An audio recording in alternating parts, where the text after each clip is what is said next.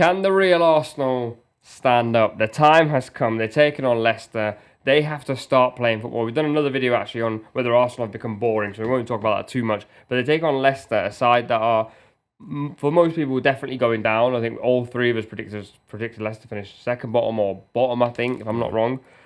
So Arsenal now at home. This to me feels like the sort of game where we get to see what Arsenal are going to be about for the rest of the season, because they've played 2 games with 10 men. It's really difficult to judge them. Yeah, but again, this is a Leicester side that are there to be got at, and Arsenal should turn them over pretty easily. This is an Arsenal side that I like them, man. If it wasn't for Arsenal fans, I'd be really backing this team because I like the constitution of it. I know they're missing that killer in front of goal, that gunman who can go and get them 20, 25 league goals, and I think that's the next evolution of this team. But in terms of the way they're set up defensively, I really like it, and the defence are interchangeable as well. I think we've got given a glimpse into the future against City, where we saw Ben White dropped, we saw Timber come in at right back. I thought he played really, really well, and that just gives them more flexibility, because let's not forget Ben White was signed as a centre back. So now when people talk about, if Gabriel or Saliba gets injured, you can bring Ben White into that centre back role. If Gabriel gets injured, you can bring Calafiori into that left centre back role. So they've got flexibility when it comes to the defence. Where there's less flexibility is going forward. If they get an injury to one of their attackers, namely Havertz or Saka, they're in big, big trouble. But against a Leicester side that yet to win a game, one of 6 Premier League sides yet to win a game this year, I think Arsenal will have their way. And I think it's a game for Raheem Sterling. He scored midweek against Bolton in the League Cup, which will give him confidence, which is strange to say for a player that's got so much experience. But when you move to a new club, it's always important to get off the mark. And I feel like this is a game where he can start and can make a mark and start to kick off his Arsenal career, because he's a player of undoubted quality. And against Leicester, who I think will concede a few goals in this one, I expect Sterling to get on the score sheet. They've got an interesting dilemma in midfield. Obviously, Rice, Partey, and also Partey's an interesting one because he's not ever been fully fit for a whole season. So at some point, he may pick up an injury. So it's Rice, Partey, and Havertz. We had this debate about whether Timber goes and plays in there. Timber's a doubt for the weekend. And we're a bit confused in that midfield area. We're also a bit confused going forward. Saka definitely starts on the right, but now if Havertz plays in midfield, Trossard is suspended. They've got a few things to navigate, but this is probably the right sort of game to try and navigate certain things. I think we like this, and I don't think we like this. Yeah, absolutely. I mean, we mentioned, as you said in the other video, they had a pretty unfortunate start to the season. They've had some very difficult games, and they've all been away from home. And however much you might not like watching it, I don't particularly like watching it, but Arteta has obviously done the job. They haven't lost any one of those difficult games, and he's done a job in a particularly defensive manner. They don't need to be in this game. I think, as we've said, we all predict Leicester to go down, and this is probably where we'll start to see the Arsenal of old and the Arsenal of last season. Obviously, the midfield conundrum is a little bit of an issue with no Trossard now, who would probably play in that midfield role. But as you mentioned, this is the game to do it. I would expect Raheem Sterling to start. He scored his first goal the other day. Gabriel Jesus up front, and then we know that Havertz can fit into that role. And I think with Partey and Rice, you've got enough cover.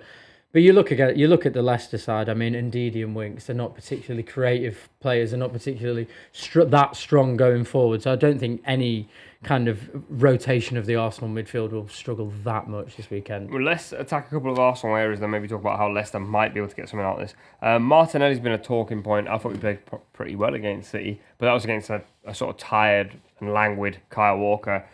Is it time to drop Martinelli and give Sterling some minutes? Because you were saying before, maybe Sterling starts.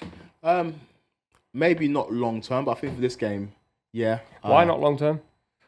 I mean, by long term, I mean for 2 or 3 months this season. It might happen eventually, but I think Arteta likes what Martinelli gives you in terms of ability to stretch defences. He's got the legs, he's got blistering pace, and despite the fact that Saka is an incredible footballer and miles better than Martinelli, he hasn't necessarily got that blistering pace to stretch defences, and I think it's important for a team to have an outlet like Martinelli, and he was Arsenal's only real outlet against Man City on the weekend.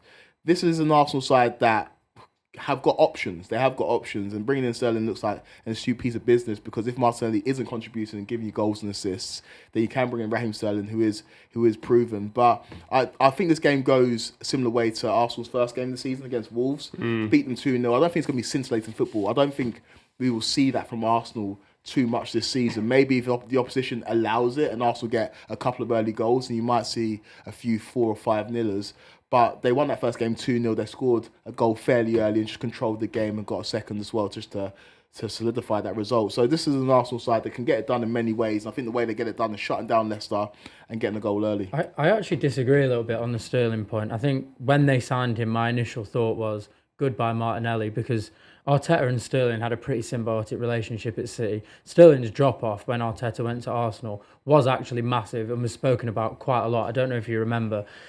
Arteta made Sterling the player he was, and he made him that year get the second most goals in all of Europe's leagues, apart from Lionel Messi, who he only lost out by on 2 goals. And this is Raheem Sterling, a player who's been fabled for missing many, many chances, not being clinical in front of goal. And that's the player that Arteta had, and that's the player that he made. And as soon as Arteta left, that player was no longer to be seen. So it's no surprise that Arteta's brought Sterling in. And I think a quality of player, number one, and experience, I think he far outweighs Martinelli. I'm surprised he hasn't been brought in sooner, and I would actually expect to see him play in large swathes this season. I would agree with that if the Sterling deal was with an obligation to buy, but I don't think Arteta will disrupt the harmony of the squad long term by starting Raheem Sterling, who might not be there next season. We know how much wages he's on. I don't think it fits into the Arsenal model. I don't know if Sterling will be willing to take a pay cut to that extent, whereas I think Martinelli is there for the long term, and I think Arteta views him as a long-term project on the left-hand side. And so Sterling can really help Arsenal this season, but being that long-term starter, being the fact that he might not be there next year, I just can't really see it. I wonder if he plays him through the middle.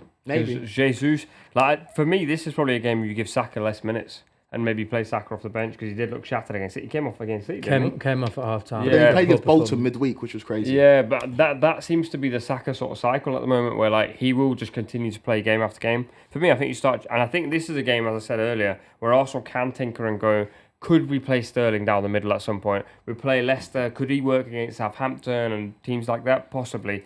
As for Leicester, we've barely spoken about them. They've not been impressive this season, but they seem to just be alive in games. The Palace game is a great example of that. Took the lead 2-0.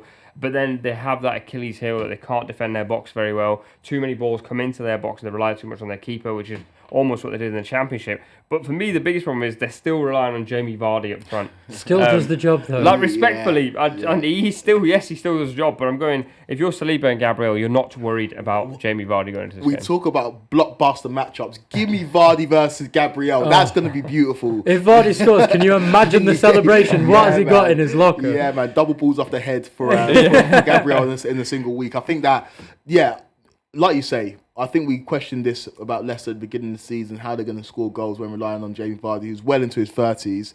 I think the danger comes from wide areas. Mavropanos looked decent this season. He was good for them in the Championship last year. But obviously a step up is difficult for a lot of these Leicester players. And so it's going to be difficult against Arsenal, who just don't concede goals.